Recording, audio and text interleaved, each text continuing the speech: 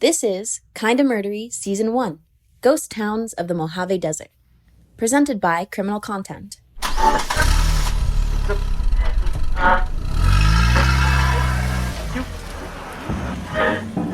You're rocketing down the 15 freeway between Vegas and LA. It's a scorched wasteland of Airstream meth labs and unrelenting heat. This is no place you'd want to stop. But the car's on fumes, so you take the exit and you pull up to the gas station. It's abandoned, a concrete canvas that some local Michelangelos turned into the Sistine Chapel of spray paint penis.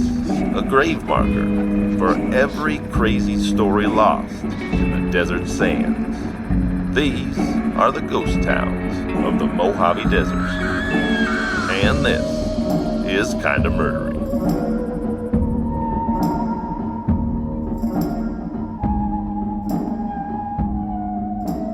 Hey everybody, and welcome to Kinda Murdery Season 1, Ghost Towns of the Mojave Desert.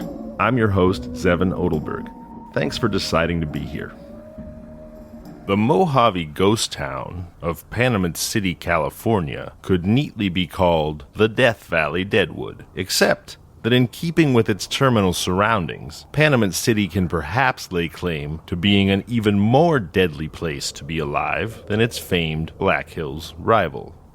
Founded in 1874 in the aptly named Surprise Canyon by 3 stagecoach robbers fleeing justice who happened to strike gold and silver while hiding out from the law in the Panamint Mountains, Panamint City, California rose and fell in 4 quick and bloody years from 1874 to 1878. A combination of the financial panic in 1875 and a cloudburst flash flood in 1876 that destroyed most of the town and seemed like nothing so much as the angry arm of a vengeful god ensured that the fledgling boomtown was crushed to dust almost as soon as the shafts were sunk. But what a boom it was. In those early years, the strike was so rich and the characters so colorful that major California papers from Sacramento to San Diego had the daily Panamint News, both an early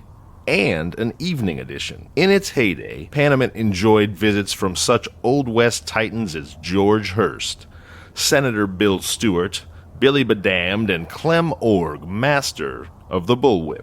San Bernardino historian Fred Holliday wrote that Panamint City was so tough it never had a school, a church, a hospital, or a jail, and the saloons didn't close unless they ran out of booze. According to Holliday, there were over 50 murders in just 4 years. Many of those bodies were interred in Panamint City's Boot Hill, nicknamed the Sourdough.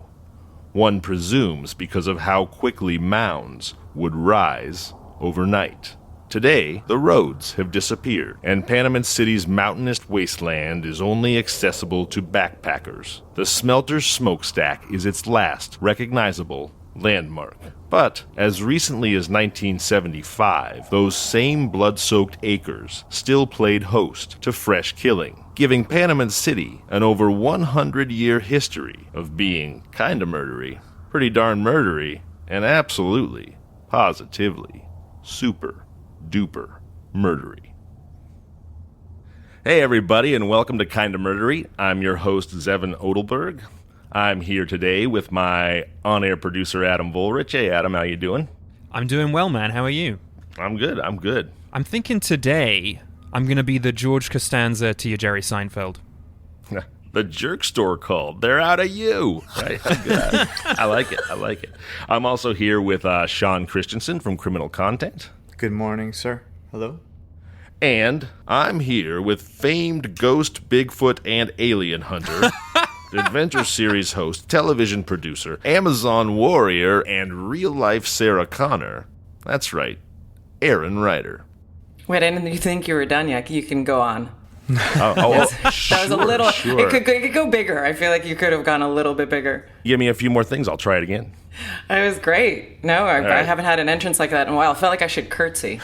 A perfect introduction for an audio medium, the curtsy. So, Erin, tell us what you've been up to. I hear you're researching a new show that we can't talk about yet, but I'd love to hear a little bit about your process.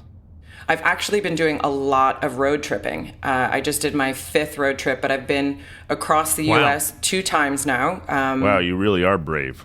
I've done 10 national parks and 8 national forests. And yeah, it's, I think it's been a good time to kind of explore our own backyard since we really can't do anything else. So are you in the car all the time then? Yeah, and that's why podcasts keep me going. They're the fuel that keep me moving. But yeah, I've been in the car a lot. So when you're driving hundreds of miles in a day, any time I have to drive anywhere that's longer than like 15 minutes, what I'm worried about is going to the bathroom. So what do you do about that? Are you wearing an astronaut diaper? Like what's going on here? Of course. Yeah, I've got my Depends on. No, the stops are the best part of a road trip. How are you going to investigate these kind of murdery spots if you're not making the pit stops? It's those little weird gas stations and those small towns. I love any place that's got, tchotchkes or slots or, their claim to fame. I always like stopping in something that has like some big header and you go in and you're incredibly disappointed. Right. Yeah, no, totally. So are you doing background? Is your show about like Kinda Murdery rest stops then? I mean, is that what you're researching? I'm leaving that to you guys. That's all of them. It's going to take a long time to research that.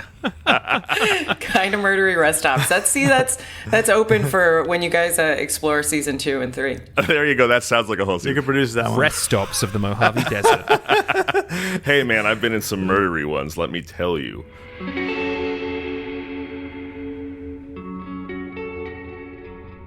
You've been so many places, aliens, Bigfoot, all of these things that people are obsessed with. There's a huge sort of Bigfoot or alien industrial complex where people are just trying to profit off of the conspiracy. There's also some really good Bigfoot porn out there. Oh, yeah. Oh. I love that you just described it as really good. Into the furries. It's good. Yeah, okay. It's it good. has been watched and Cue observed. all the Googling right now. Well, yeah, there was. I think it was a Virginia senator who he got in trouble for something, and when they were investigating what he was in trouble for, they found all this Bigfoot erotica on his hard drive. Well, I got to tell you, I just got a huge case of presumed penis envy because, how a Bigfoot, my God. I mean, come on. Once you've had Bigfoot, you don't go back, right? But if we believe that this is a primate, primates are not innately hung. Like a gorilla is not naturally, just because it's bigger, it doesn't innately have a very large penis. It's not as endowed as you think. Wow. I never would have thought I would have had my mind blown so many times this early in a podcast. Gorillas don't need large penises. It's not relevant to them because it's so quick. They're very selfish lovers. Yeah, that's absolutely why they have a small penis. No romance at all. As long as it works for me. Done a lot of research. Wow. Okay. If you're listening, it's now clear that I am also here with dong expert Brendan Hubbard. Hi, Brendan. That's your official title. Thanks for revealing now, yourself. Distinguished dong expert. I need you to get business cards with that written on it. It's been decided.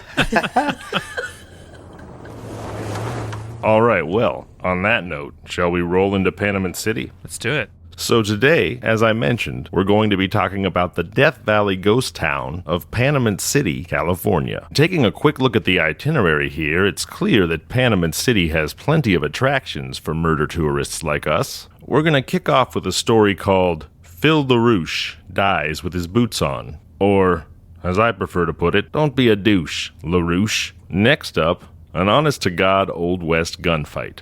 Sort of. That's right. It's bullets for breakfast. And wrapping up our looky-loo at the darker side of humanity, we've got a story of Panamint City outsourcing its murder at the dawn of the 20th century in what I like to call, it wasn't me, it was the one-legged man. Seriously? Some exciting stuff on the menu.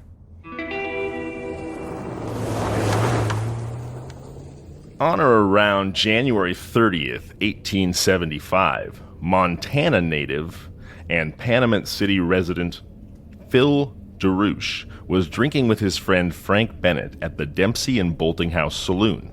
As Bennett and LaRouche are exiting the saloon later that night, with LaRouche one step ahead, someone fires a pistol from the porch in front of the saloon. LaRouche is hit, staggers a few feet into the street, falls over and dies. What makes this story interesting isn't the fact that LaRouche was dry-gulched in an Old West murder town, but rather why, and did he deserve it? So let's dive into Don't Be a Douche, LaRouche. All right, so here's the story. About a week, or exactly a week, in fact, before Douche LaRouche was dry-gulched, there was a young Mexican man named Ramon Montenegro who was sitting in the saloon and just playing a game of cards, by all accounts, peaceably and in good cheer with his fellows, when all of a sudden, in walks Douche LaRouche, draws what the newspapers describe as a large pistol. So I'm picturing like a Wyatt Earp buttline special, you know, just a like definitely not gorilla penis. We're talking just huge gun. And LaRouche grabs it by the barrel and he pistol whips Ramon Montenegro right in the fucking face and stoves his nose in. Ooh. I basically pictured Montenegro's face looking like a puckered butthole, like right after the attack, just straight in, So specific, full crushed spider, right? And so 8 or 9 days pass until we get to the night that I prefaced with, when Phil LaRouche is walking out of the saloon with his buddy Frank Bennett, and he gets shot from the shadows and stumbles into the street and dies. Well, you probably guessed this, but it was Ramon Montenegro who shot him. And Ramon then immediately just goes and turns himself into the law. Like, he doesn't even try to get away with it. So at first when I read this, I was like, other than the ultra violence of just destroying someone's face with a pistol butt for seemingly no reason, I was like, I'm not really sure that there's necessarily enough here for the show. But then an obituary article, and obituaries are usually like, you see the typical obituary. I mean, how long are they usually? They're generally about the size of a playing card. Well, LaRouche is from Helena, Montana. And about a week after he dies, an obituary for him is published in the Helena newspaper. And the thing is like a page long. Wow. And the story of Douche LaRouche is that he was a notorious criminal his entire life, starting from his days in Montana. There are some very colorful facts about that. I mean, he murdered a couple people in Montana. He then went on to marry a woman, his surviving widow, whose name is given in the paper as Miss Gash, which is like perhaps the most unfortunate surname for a sweet young woman that I can possibly imagine. I mean, we've all seen Deadwood, right? Yeah. I mean, I would say that they're a great drag race team, like Miss Gash and Douche LaRouche. Like, they would crush. Wow. Oh my goodness. Well, that's what I was figuring. Like, certainly the double entendre could not have been lost on any of these old Westerners, and especially not Douche LaRouche.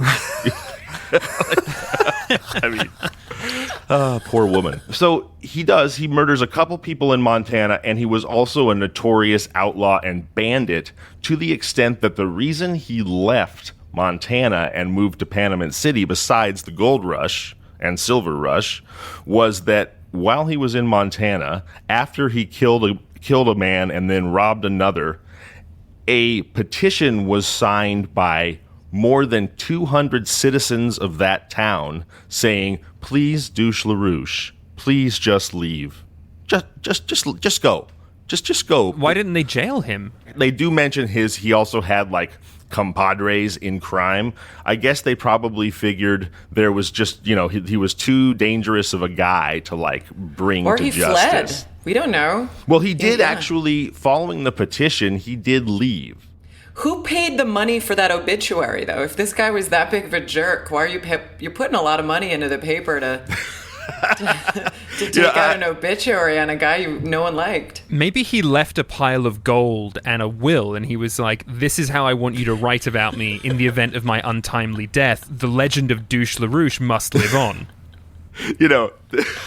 They do say that there's someone out there for everyone, right? I mean, perhaps Miss Gash just adored her sweet husband, Douche LaRouche, so much that she ponied up. So she never changed her name to LaRouche. She just stayed Gash. I'm sticking with Gash. She never took his name. She was like, you know what? No, look, I'm a proud Gash. I've always been a proud Gash. Nothing's going to change about that. So here's the other thing I want to know, right? I mean, who was the guy who famously was the first guy to sign the Declaration of Independence? It was John Hancock, right? So we all know who he is because he had that giant, self-indulgent, narcissistic signature, founding father and hero, John Hancock. Well, who was the brave soul that was the first one to sign the "Hey, murderous Douche LaRouche, please leave town"? Because I'd make sure I was at the back of that line and like writing in tiny microscopic code letters. I don't know about you guys. Would you sign the petition, Erin? Would you sign the "Please leave Douche LaRouche" petition if it was put in front of you? We all know I'd be friends with Douche LaRouche and Miss Gash. There's no question. We were buddies. We went back. Like, he borrowed some money from me. He never repaid it, but we're still fine. We're still good. Like, there's no question I didn't sign that.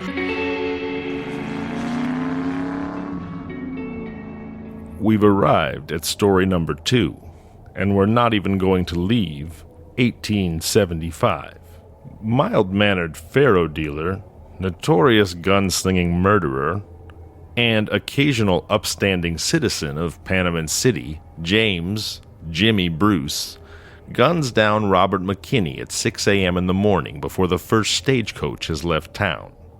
2 things make this story noteworthy. The first, real gunfights aren't like the movies. And the second, as old man Polonius advised Laertes, neither a borrower nor a lender be, and especially when it comes to 6-shooters in Old West murder towns. That's right, get ready for James Bruce and Robert McKinney in Panamint City's Bullets for Breakfast. Did anyone else have to look up faro dealer? I had to look up faro dealer because I was just picturing him like dealing rice.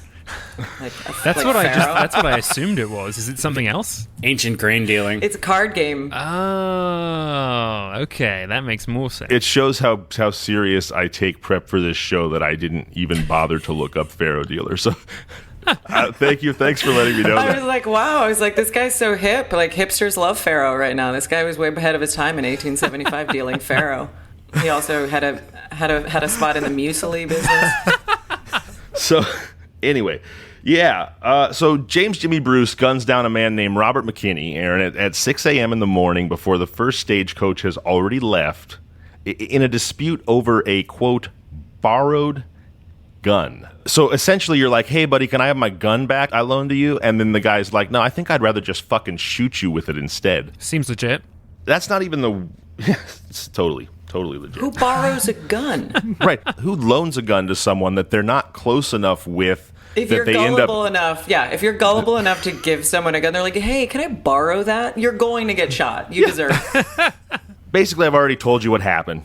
Guy borrows a gun. Guy whose gun it is wants it back. They end up shooting each other.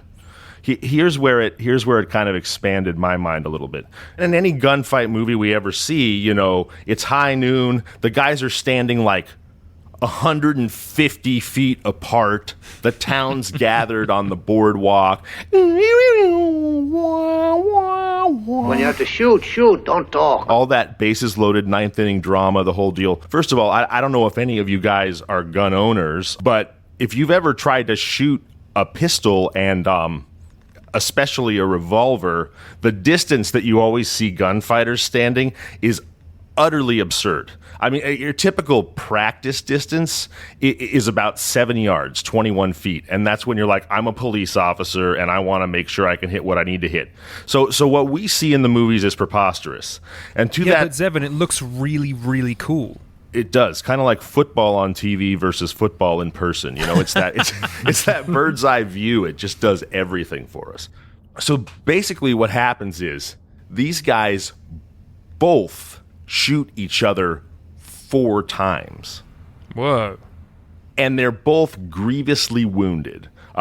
James Jimmy Bruce takes a slug in the back. He takes a slug in the wrist. He takes a slug in the leg. He takes a slug in the hip. McKinney. How do you take one in the back? I think it went like, like a through and through him. Yeah. Yeah. So I guess probably the fleshy part of his back. But the newspaper actually says that was the one he complained about the most. So maybe he's just kind of a wuss. But I think you're allowed to complain about any bullet wound. I think so. Not in Panamint City. You can complain in my book. Not in Panamint City where they eat bullets for breakfast. Come on. So I read this account in the newspaper of all this happening, and at the end, the guy literally says, it's a miracle that they're not both dead. This is the writer, because the shooting started when they were not but a few feet apart. Wow. So, in other words, it's like James Jimmy Bruce walked up to Robert McKinney, like standing there like buds, and is like, "Hey, Bobby, can I have my gun back?" And Bobby's like, "Nah." And Bobby draws down, Jimmy draws down, and they're like at point blank range, putting slugs into each other. I mean, again, nothing like the movies. I mean, it's more like a John Wick gun fu. Like it's more like an actual bare knuckle fight involving like bullets. Wow. Which made me realize, because James Jimmy Bruce, when you look into this town, like he's the guy, he's the Wild Bill Hickok of Panamint City. Like really all you had to be a legend as a gunfighter in the actual Old West was fucking survive something by accident. But we're talking about 6 a.m. I mean, I would never survive. I'd be like, wait, what? I'm just getting up. Like, you can't shoot me before coffee. What? So, Erin, I know you've had some incredible Kinda Murdery adventures. Got one you want to share with us? Choosing a favorite is tough. I've certainly, like you said, I've certainly gone to some of the most murdery places on purpose, right? Like it wasn't like I just accidentally, landed there. I like actually jumped out of a helicopter into shark-infested waters to investigate an abandoned prison. Like that. Whoa. I did that Yes. on purpose. Yes. Please tell us that story, please. There's this island called Coiba, and it's right off the coast of Panama, and it became this great place for a prison because they didn't need too many guards because it was shark infested. The waters were absolutely filled with sharks, so if you left, you were pretty much gone for dead. Wow. And they built these huge prisons there, and we went to investigate them because people believe now that they are since abandoned, that they are haunted. And so we went there via helicopter thinking we would set down, and unfortunately the wind was too much that day to actually put the helicopter down. So you were just like, I ain't afraid of no sharks, and you just jumped in? I mean, when the adrenaline hits, you kind of like make stupid decisions like no, that. Like, I think I've made a career out of making stupid Some people get like frightened by adrenaline. Anyway, continue. Yeah, so we jumped out and swam to shore, made it safely, and investigated this really very creepy old abandoned prison. How far did you have to swim? How far did you have to swim, like, to make it to shore safely? It felt like a really long. I bet. Like I was like Michael Phelps in the water. The longest swim of your life. Yeah. Oh man. It felt like a long way. I'm picturing, like, when you're in bed and like your wife or whoever puts their foot on your leg and you're like, oh my God, cold. I'm picturing you like swimming through these shark infested waters, just getting bumped up against by like great whites and hammerheads, being like, oh geez, is that like how it went down? No, it was not. I did not get nosed by a great white. I didn't see any sharks. I'm not saying that they weren't in the water. I just wasn't the chum that they needed that day. All right. So you get ashore and you go to investigate this prison, and what do you find? It was really, haunting, just, physically, it just was immense. Really, the jungle had kind of taken it back, and it was a really scary place to kind of stay the night. You stayed the night. We stayed the night there. Wow. And did you get a good deal on the Airbnb? Yes. What's the rent on that one? Yes, it's They a pay great you. little piece of property. Oh, and remind me again, you just said it, but the legend is what? The legend is you were sleeping amongst like the ghosts of murdered prisoners, or what? Yes. What's in? Okay. Yes. Yeah, prisoners that had died. on that island. Some that had, tried to escape and died in the waters offshore, and some that had died by, murders or other sinister ways inside the walls of the prison. Wow. I mean, nobody swims to Alcatraz, let alone Panamanian Alcatraz. So kudos to you. And did you encounter any paranormal kind of murdery spiritual activity on your stay? I don't remember anything being very dramatic. I remember it being, it's one of those things where you have to be careful because your mind does start taking over in those kind of instances. Wow. Well, guys, next up, a story about Panamint City outsourcing its murders at the dawn of the 20th century. Shall we head back to Panamint and hear the story of psychotic one-legged Scotch miner John McClure? Let's do it.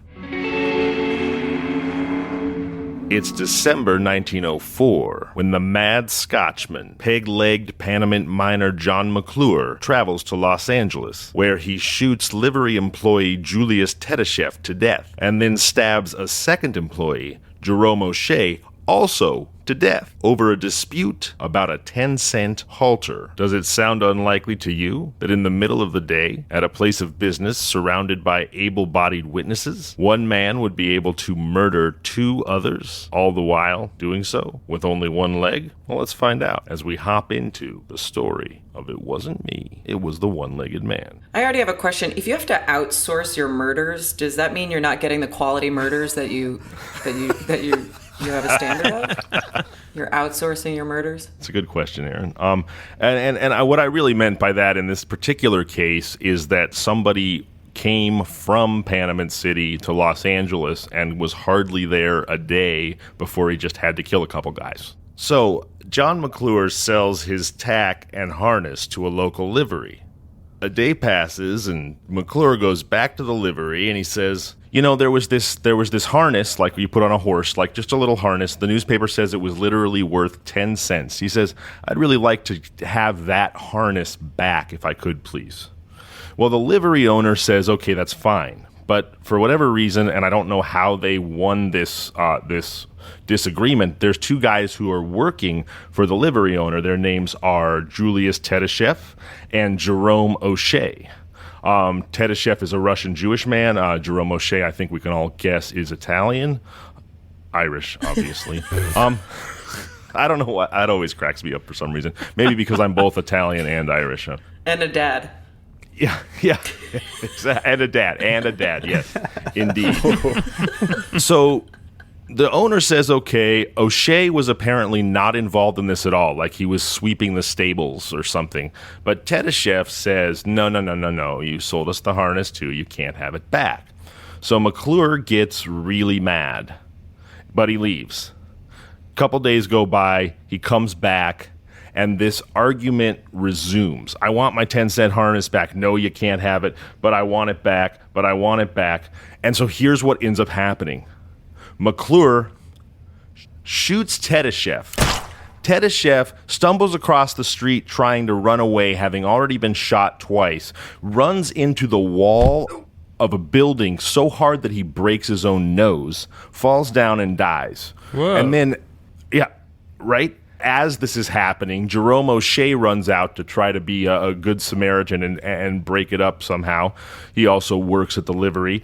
And after shooting Tedesheff, McClure draws what's described as a wicked long dirk. So a full-on, Braveheart knife that he inherited from his ancestors because he's a McClure. Everyone dies. Not everyone really lives. Again, I'm an amazing impressionist.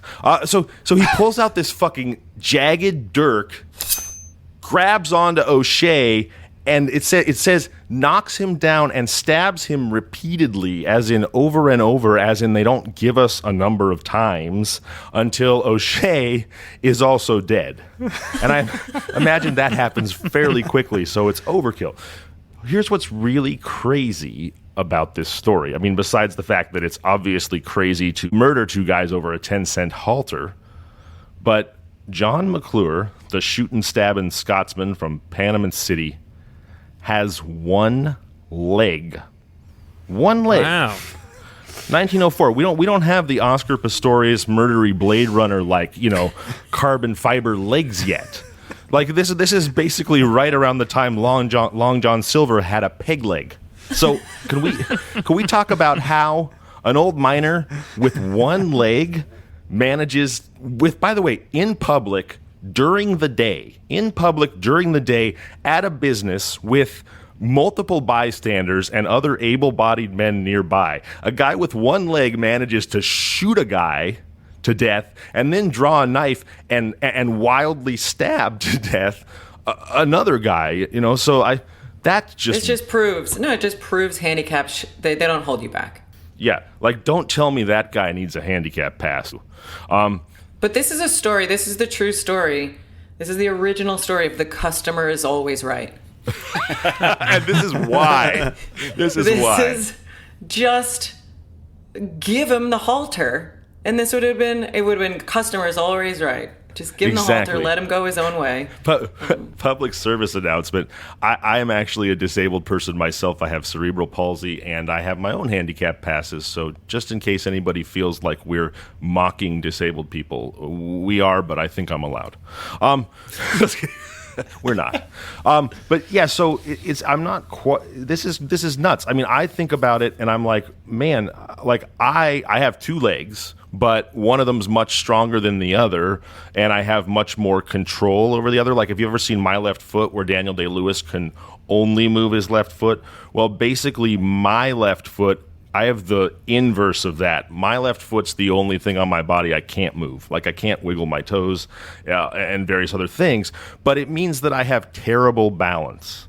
Like, I'm not even kidding you. Like, if I have my AirPods in and I'm sitting and I stand up to walk, I can get kind of like vertigo seasick just from having like my AirPods in my ears, because like my inner ear's like a little fucked up and my balance is so bad. I sometimes have been known to fall down or fall off a bike like standing still, just like because I kind of space out for a second and I'm not paying attention to like rooting myself in place. This is all true. It's not a joke. I'm just picturing you as like a little weeble wobble now. Yeah, I am. I'm like the smallest Russian nesting doll. You just push me a little and yeah, exactly. So I'm doing all this because when I read this story, I was like, how on God's green earth is a man with one leg managing to like chase down this able-bodied Irishman whose job it is to muck out horse stables, which, by the way, that's a hard job. Chase him down with a knife, tackle him, in other words, essentially have the better balance and the lower center of gravity, tackle him, and then stab him to death. Because they breed him different in Panamint. These people have adapted to this harsh climate. I can imagine that changes someone, People are less forgiving than the city. Yeah, that could be it. That could be it for sure. And then the other sort of sad coda to this is that McClure, believe it or not, despite being such a desperado over a 10-cent halter, immediately goes and turns himself in. He walks into the sheriff's office. He puts his gun and his bloody knife, on the desk, and he says, "Here's my gun. Here's my knife. You'll find 2 dead bodies at the livery." But ultimately, he is only charged with 1 murder, despite clearly murdering 2 people and confessing to it and delivering both murder weapons. Now he had a 2-for-1 murder. Yeah, he got a BOGO on that. So I think there's sort of a MOGO. Yeah, oh my God, a MOGO. That's another T-shirt. What, MOGO and Douche LaRouche. So, Erin, on this show sometimes we like to play the kind of what-if wondering game. It's like, why only 1 murder? And I have a couple of conjectures I want to share with you guys and see what you think. One is that because Jerome O'Shea only worked there and was not involved in the 10-cent halter dispute, perhaps he was only charged with O'Shea's murder because maybe they thought he had a point about the 10-cent halter, and back in those days it was a little bit like, Victorian England, where it's like, well, if this gentleman insulted me or if I'm in the right, I can just straight up murder you and it's all good. So there's that version, and then the other sort of more upsetting one would be that perhaps because Tedeshev is a Russian Jewish man, that they just don't really care that he was killed. But wasn't there a fact about one of them running into a wall? What if they weren't? What if that was what actually caused the death? What if he broke his nose so hard it killed him? Broke his nose so hard. What if it wasn't put on old Technically, McClure? this one was a suicide because he ran into the wall. Yeah, my gosh. And then the one-legged guy stabbed him for really no reason. Yeah. He's already dead. Exactly. You know, this is the first moment that I've realized that we already have 2 stories in this show that are about a guy just absolutely destroying another guy's nose. I mean, is that just happening all the time in the Old West? Like, if only they'd had plastic surgeons, huh? They would have been making a mint. It's just a really dark version of I've got your nose. A Panamint.